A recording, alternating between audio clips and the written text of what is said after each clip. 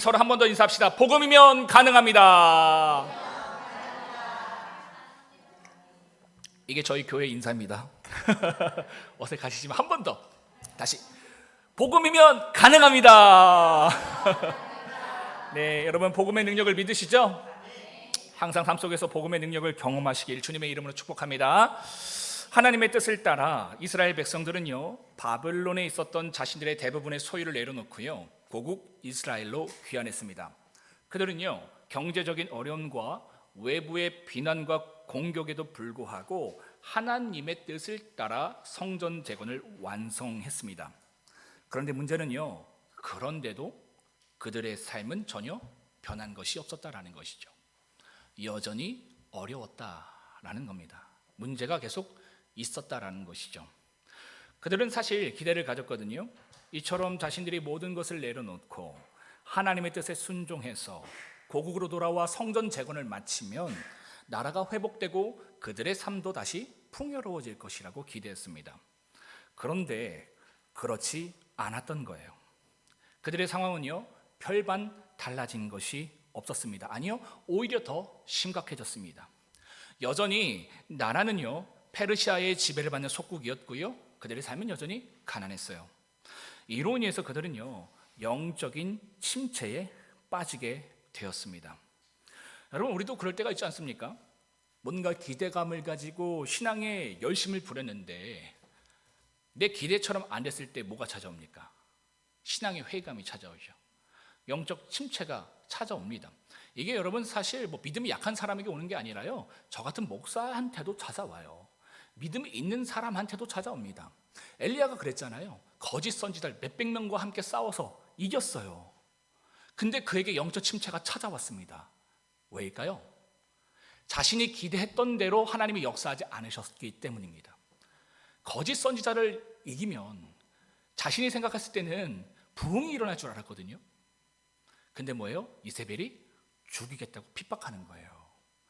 그러니까 자신의 기대대로 주어지지 않으니까 영적인 침체가 주어지는 겁니다. 오늘날로 따지면 저한테 그렇게 적용될 수도 있어요. 이렇게 개척해서 열심히 목회하는데, 그죠?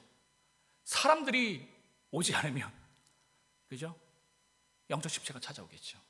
그러니까 이것이 믿음이 약한 사람에게 주어지는 것이 아니라 믿음 있는 모든 사람들에게 주어지는 신앙의 내용이다라는 것이죠. 이처럼 깊은 영적 침체에 빠져 있는 그들에게 하나님께서는요, 구원과 회복의 말씀을 주시고 계신 것이 이 스가랴 12장 전체의 말씀입니다. 먼저 하나님은요, 1절의 말씀처럼요, 그들과 함께 하시는 하나님이 누구신지를 알려주십니다. 다 함께 1절 중반절 한번 읽어볼까요? 시작. 여호와 곧 하늘을 펴시며 땅의 터를 세우시며. 하나님이 자신을 누구라고 말씀하십니까? 창조주 하나님이죠. 그러니까 하나님은요, 지금 이스라엘 백성들에게 너가 처한 문제보다 크신 하나님이 바로 나야 말씀하고 계신 겁니다. 그렇죠, 여러분? 여러분들 문제 있으십니까? 그러니까 항상 여러분 제일 큰 문제는 어떤 문제인지 아십니까?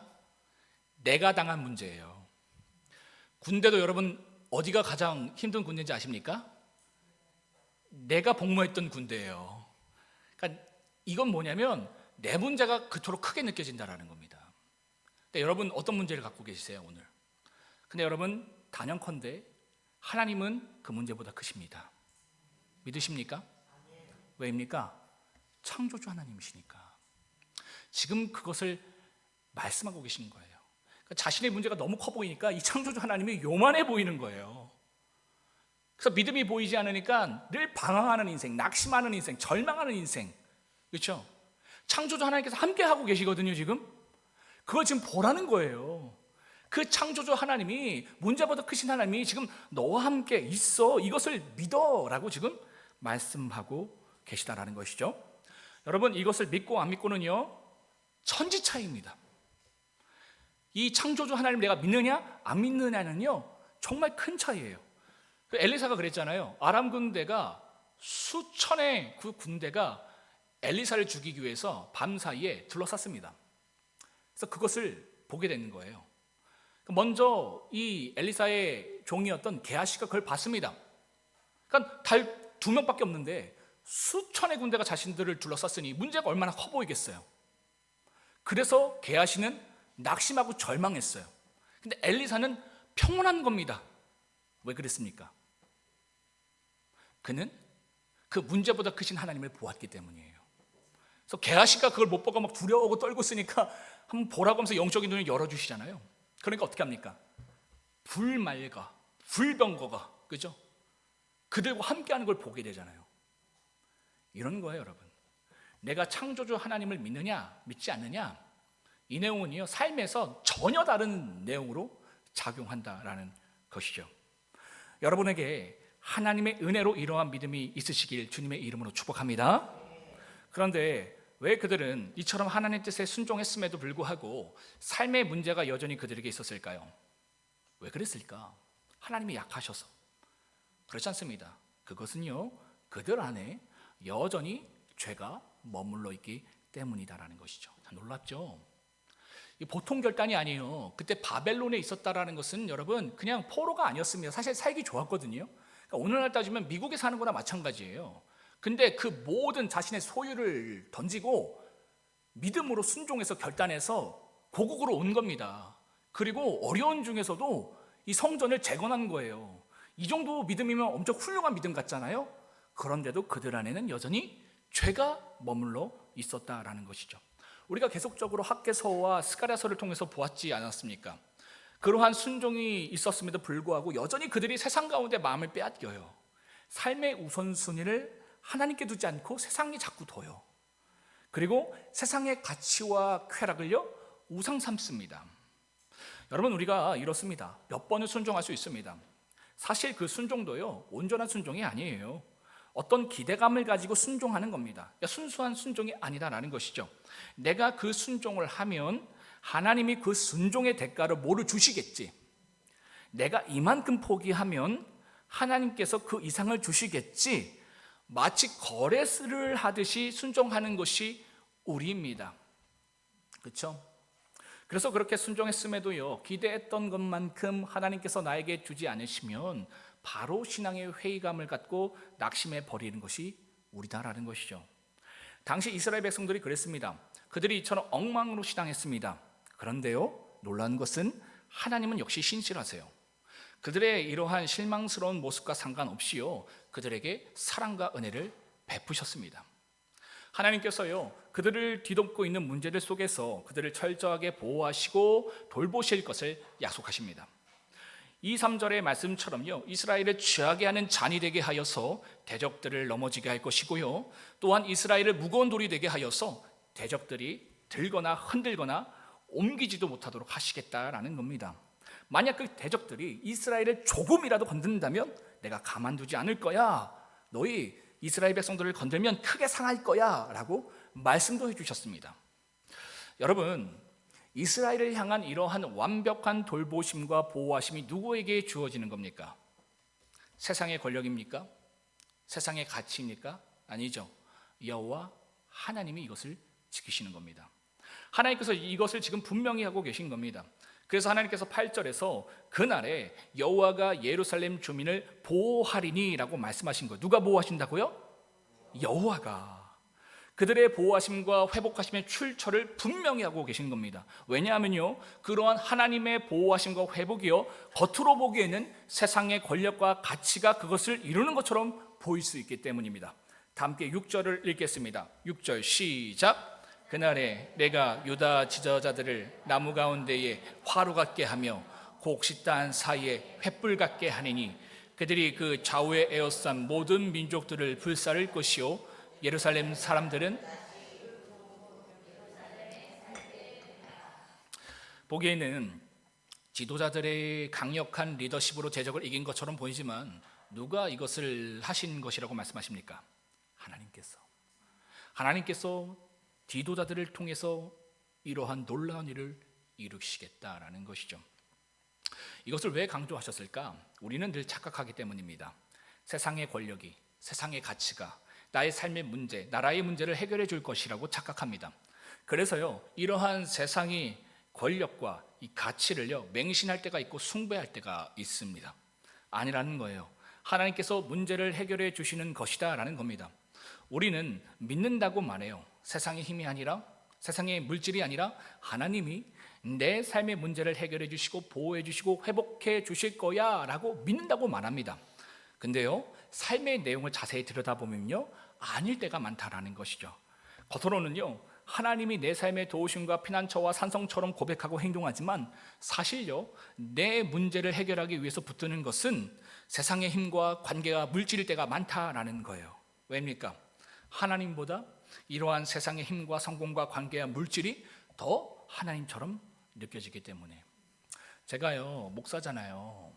근데 늘 하나님이 세상의 가치보다도 크다고 성도들한테 얘기하는데, 저의 죄된 그 실체를 마주할 때가 있습니다. 그때가 언제냐면 전세 계약을 연장할 때예요. 그때는 집주인이 하나님보다 더 커 보이더라고요. 근데, 이거 돈 올리시면 안 되는데 이거 어떡하나, 그죠? 그러니까 이게 우리예요, 여러분. 세상의 가치가 하나님보다 더 커 보일 때가 많다라는 것이죠. 목사가 이런데 뭐 성도는 더 하겠죠, 그죠? 이게 우리의 실체다라는 것이죠.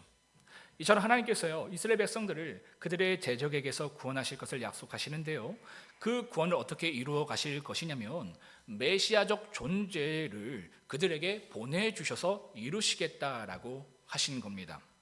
그런데 그 메시아적 존재가요, 10절의 말씀과 같이 죽임을 당할 것을 예언하십니다. 누구에 의해서 죽게 될 것을 명시되어 있지 않지만요, 이스라엘 백성들에 의해서 죽게 된다라는 거예요. 왜냐하면 스가랴 12장 10절은요, 이 땅에 메시아로 오신 예수 그리스도께서 이스라엘 백성들에 의해서 십자가에 죽게 되실 것을 예표하는 대표적인 말씀이기 때문입니다. 여러분, 왜 예수님께서요 그들에게 죽임을 당하셨습니까? 간단하죠. 그들이 원했던, 바랬던 메시아가 아니었기 때문입니다. 그들이 원했던 메시아는 누구였습니까? 자신들의 욕망, 자신들의 탐욕을 채우고 이루어질 메시아였습니다. 처음에는요, 그들의 욕망과 탐욕을 예수님께서 여러 기적을 통해서 채워주시는 것 같이 보이니까 예수님께 열광을 했습니다. 호산나 다윗이여 어서 오십시오, 열광을 했어요. 그런데 예수님께서 점점 그들의 어두운 죄를 드러내시자 그들은요, 예수님을 거부했고요, 못 박아 죽였습니다. 우리도 여러분 그렇습니다. 예수님께서요, 내 문제를 해결해 주실 때는요, 신앙에 열광합니다. 내가 원하는 것을 예수님께 얻을 수 있을 것 같을 그때에는요, 신앙의 열심을 내는 것도 어렵지 않습니다. 그런데요, 점점 그러한 신앙의 내용이 내게 주어지지 않고 자꾸 말씀이 나의 죄를 직면하게 하고 드러내게 하면 어떻습니까? 그때부터는요, 짜증을 내기 시작해요. 신앙의 의미를 갖지 못합니다. 그래서 냉랭해져요. 여러분, 제가 늘 말씀드리잖아요. 아이가 공부를 진짜 하기 싫은 거예요. 그러면 공부를 하게 하려면 어떻게 해야 됩니까? 야단도 쳐도 안 되는 거예요. 그때는 어떻게 해요? 아이가 원하는 것을 선물로 주잖아요, 그죠? 그래서 그 선물을 얻기 위해서 공부를 하는 겁니다, 그죠? 부모가 그 아이에게 선물을 주면서 뭘 기대하는 걸까요? 결국 뭐예요? 그것을 통해서 공부를 좋아하게 하기 위해서예요.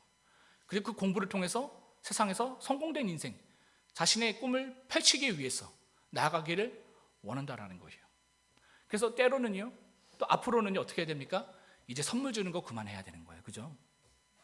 그것 때문에 공부하는 것이 아니라 그것이 없어도 공부하는 인생이 되어야지만 공부를 정말 좋아할 수 있거든요. 그러니까 하나님께서 우리에게 똑같이 하신다라는 거예요. 처음에 우리는 여러분 십자가, 영생, 이런 거에 관심 없어요. 그러니까 우리의 문제를 해결해 주시는 걸 통해서 우리로 하나님을 믿게 만들고 보게 만듭니다. 근데 그걸로 하면 안 되잖아요, 그죠? 그런 신앙 하면 안 되는 거잖아요. 결국에는 그것을 우리에게서 빼내세요. 그리 아니하실지라도 예수님을 찬양하고 경배하는 그 자리까지 가기를 원하시고, 그게 진짜 신앙이니까. 그래야지만 우리의 믿음을 지킬 수 있으니까. 여러분, 우리의 삶 가운데요, 조그만 상실만 줘도 우린 지금 흔들리잖아요. 근데 여러분, 우리가 가는 그 길은요, 죽는 길이에요. 여러분, 우리가 죽어가는 그 인생 가운데서는요, 엄청난 상실과 결핍이 우리를 기다리고 있습니다. 나중에는 여러분, 우리가요, 이 밥 하나도 뜨지 못할 때가 와요. 우리는 그럴 때가 안 올 것 같잖아요. 우리 힘으로 밥 하나도 뜨지 못하는 그때가 온다고요. 내 사랑하는 사람들이 다 떠나가고, 내게 있는 물질이 다 떠나가고, 내 건강이 다 사라지는 그때가 온다고요. 안 오시는 분들 여기 있으십니까? 와요. 그때 뭐가 필요합니까? 믿음이에요, 믿음. 그러니까 지금부터 믿음을 준비하지 않으면 신나게 신앙생활 했다가 나중에는 믿음과 전혀 상관없는 길로 가게 되는 거예요. 그렇기 때문에 하나님께서 우리에게 자꾸 이것을 빼내시는 겁니다. 그리고 진짜 신앙을 하라고 도전해 가신다라는 것이죠. 그런데 우리는 이게 싫어요. 그래서 이러한 내용이 우리 안에 오면 짜증을 냅니다. 신앙의 의미를 갖지 못하고요, 마음도 냉랭해져요. 그러니까 받은 은혜가 있어서요, 주님을 확 떠날 수는 없어요, 또, 그죠? 그래서 대충 뜨겁지도 않고 차갑지도 않은 그 어디에 어중간한 그 자리에 신앙하는 자리를 만들어 놓습니다. 신앙의 중간지대, 신앙의 회색지대, 자신의 신앙의 자리를 놓고 말아요. 여러분, 제가 늘 말씀드리는 거지만 신앙의 중간지대는 없습니다. 신앙의 회색지대는 없어요. 믿음은 생명이거든요.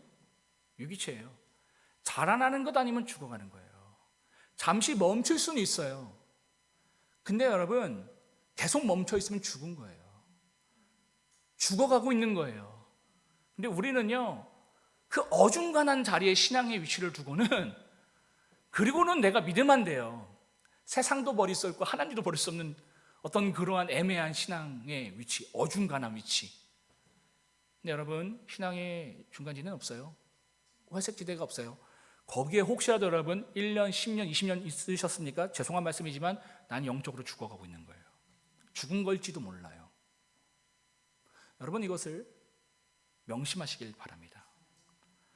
여러분, 이 정도 신앙을 하면 보통 어떻습니까? 포기하잖아요, 그죠? 포기하기 마련이에요. 이렇게 신앙하면 자꾸 하나님 은혜 주시는데도 하나님 배신하고 막 이러니까 포기할 만합니다. 저도 여러분, 참 부끄러운 고백이지만 목회를 하면서요, 이렇게 반응하는 영혼을 보면 사실 포기하고 싶은 마음이 들 때가 많아요. 솔직한 고백이에요. 굳이 싫다고 하고, 그죠? 변하려고도 하지 않는데 계속 내가 이렇게까지 사랑해 주는 것이 맞나? 무시당하고 외면당하는데 이렇게 하는 게 맞나? 그죠? 그런 회의감이 들어서요, 그 영혼을 포기하고 싶을 때가 솔직히 있습니다. 저도 사람이니까, 그죠? 그런 점에서 제가 우리 박미영 목사를 진짜 훌륭하게 여겨요. 와, 저 같으면 진짜 그 정도 대우를 받으면 포기할 만한데 안 포기해요. 끝까지 사랑해요. 그래서 제가 참 존경합니다. 저보다 연상이어서 존경도 하지만 그죠? 제가 결혼할 때 전 전도사 나부랭이였는데 목사였어요. 근데 역시 목사더라고요. 선배더라고요. 안 포기해요. 저 같으면 진짜 포기할 텐데 안 포기하면서 저도 참 도전을 받을 때가 많다라는 것이죠. 근데 저는 잘 그게 안 돼요. 그런데 우리 박명 목사님을 또 이렇게 보면서 또 하나님을 묵상하면 그렇게 안 되더라고요. 하나님, 여러분 보세요. 이스라엘 백성들이요, 이처럼 자신의 독생자 아들을 거부하고 죽였음에도요, 그 어떤 죄책감을 느끼지도 않았습니다. 여러분, 그 폭삭 속가수다? 그 드라마 보셨습니까? 저는 그게 어디예요? 넷플릭스? 저는 그 가입을 안 해갖고 못 봐갖고 유튜브 쇼츠로만 딱 봤는데, 저는 두 가지 장면이 슬펐어요. 한 가지는 이 사랑하는 딸을 시집 보내는 그 관식, 나의 천국을 너에게 준다. 눈물이 막 오열이 막 나는 거예요. 우리 선율이 나중에 갈 때 나 진짜 너무 슬프겠다. 나의 천국을 줘야 되는구나, 막 이런 막 그 내용 때문에 제가 오해를 했고, 두 번째는 이 막내 아들 동명이가 죽었을 때, 그죠? 거기서 이 자식이 잃은 부모의 심정이 아주 절절하게 표현되잖아요, 그죠? 자식이 이렇게 죽은 다음에 그 이후에 그 자기 신의 아들이 그 정도 나이 된 아이들을 보면, 그죠? 너 몇 살이니? 그죠? 묻고 맛있는 거 사주고, 그러니까 그 부모의 마음이 막 절절하게 느껴지잖아요. 저도 그거 보면서 제가 티인데 눈물이 막 나더라고요. 막 주책스럽게 막 눈물이 막 흐르고 막 그랬는데, 여러분, 하나님도요, 아프셨습니다.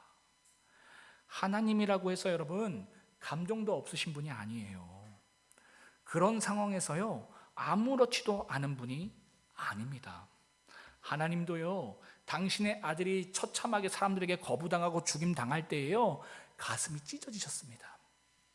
그런데도요 하나님은 그들을 또 우리를 포기하지 않으십니다. 그들에게 끝까지 회개하고 돌아올 수 있는 기회를 주십니다. 10절의 말씀처럼요 이처럼 예수님을 거부하고 죽인 그들, 그렇게 행했음에도 전혀 그 어떤 양심의 가책을 느끼지 않는 그들에게요 은총과 간구하는 심령을 부어주시겠다라고 약속하십니다. 그들이 그러한 죄에 대해서 온전히 회개할 수 있도록 회개형을 부어주시고요 구원의 은혜를 베풀어 주시겠다라는 겁니다. 여러분, 예수를 누가 죽였습니까? 내가 죽였잖아요. 내 안에 있는 죄가요 예수님을 죽였습니다. 그 예수님의 죽음이요 나와 상관없는 사건이 아닙니다. 만약 나와 상관없는 사건이라면요 그 십자가를 통해서 주어지는 구원의 은혜도 나와 상관없는 것이 됩니다. 그렇다면 나는 오늘 그 십자가에 대해서 어떤 마음을 갖고 있느냐는 거예요. 사실 이런 설교를 듣고 십자가를 묵상해도 마음에 별 감동이 없지 않으십니까? 우리가요 처음에 주님의 사랑을 경험했을 때는 어땠습니까? 아주 절절했잖아요. 십자가만 생각해도 하염없이 눈물을 흘렸잖아요. 그런데 지금은 어떻습니까? 하도 들어서 십자가에 대해서 얘기해도 이제 냉랭해요. 별 가늠이 없습니다. 그런데 여러분, 십자가가 그런 겁니까? 계속 들으면 질린 거예요? 식상한 겁니까? 그렇지 않죠. 묵상하면 묵상할수록요 더 크게 그 사랑이 내게 느껴지고 다가오는 것이 십자가입니다. 그래서 바울이 뭐라고 얘기합니까? 그 사랑이 너무 크니까 내가 죄인 중에 괴수다라고 고백할 수 있는 거 아닙니까? 이게 그냥 흉내내는 거예요? 가식 떠는 겁니까? 아니에요. 바울은 그 사랑이 너무 커지니까 이러한 고백을 할 수 있는 것이다 라는 거예요. 그래서 여러분, 만약에 내가 모태 신앙인인데도 십자가를 봐도 그 어떤 깊은 감동이 주어지지 않고요 그로 인해서 그 어떤 변화도 삶 속에서 일어나지 않는다면 정말 이 내용을 가지고 여러분 심각하게 고민해 보시길 바랍니다. 더불어 예전에는 그런 감동과 감격이 있었지만 이제는 이러한 감동과 감격을 아예 이런 경험이 없으신 분도요 이 부분을 놓고 심각하게 고민해 보시기 바라요. 제가 여러분 심각하게 고민해 보시라는 것은요 기도하시라는 겁니다. 왜입니까? 하나님께서 오늘 말씀하신 것처럼 우리가 그러한 기도로 나아갈 때에 우리에게 십자가의 사랑을 간구하는 심령을 부어주신다고 약속하셨기 때문이다라는 것이죠. 우리를 향하신 그 십자가의 사랑이요 2000년 전에 화석화된 이상적이고도 추상화된 개념이 아닙니다. 여러분, 오늘 내게 살아 역사하시는 실제적이고도 구체적인 사랑이 바로 십자가 사랑이다라는 거예요. 이 사랑을 여러분 경험하시기를 바랍니다. 이 사랑을 회복하시길 바라요. 어떤 누군가는요 이 사랑 때문에 자신의 인생을 드리기 아까워하지 않았습니다. 자신의 목숨을 드리기 아까워하지 않을 만큼 큰 사랑이기 때문이다라는 것이죠. 여러분, 십자가의 사랑은 그런 사랑이에요. 저도 그랬습니다. 목회자의 길을 들어선 이유가요 이 십자가의 사랑이 저에게 실제였기 때문이에요. 이거 어떻게 설명해야 돼요? 2000년 그 십자가 실제였다니까요. 그 사랑이 너무 깊고 감당할 수 없으니까 제가 하나님께 뭐라도 하고 싶은데 저에게 훌륭한 게 하나도 없는 거예요. 능력이 하나도 없는 거예요. 우리 지우처럼 공부라도 잘하면 제가 공부를 해서라도 뭐 하나님께 영광 돌리고 싶은데 뭐 공부를 잘하는 것도 아니고 운동을 잘하는 것도 아니고 뭐 잘하는 게 없으니까 제가 하나님께 그렇게 기도했어요. 하나님, 제 초라한 이 인생이라도 받아주실래요? 하나님, 저 같은 것도 하나님 받아주실래요? 제가 드릴 게 진짜 없는데 하나님 저라도 받아주실래요? 라고 주님께 기도하니까 주님 뭐라고 하시는지 아십니까? 너무 기뻐하시는 거예요. 너무 기뻐하시는 거예요. 그래서 여러분, 제가 제 인생을 드리기로 작정한 겁니다. 여러분, 십자가의 사랑은요 우리의 인생과 목숨을 드릴 만큼 가치가 있습니다. 정말입니다. 저는 경험했기 때문에 또 경험하고 있기 때문에 여러분 이것을 장담할 수 있습니다. 그래서 여러분 정말 애절한 심장으로 권면드립니다.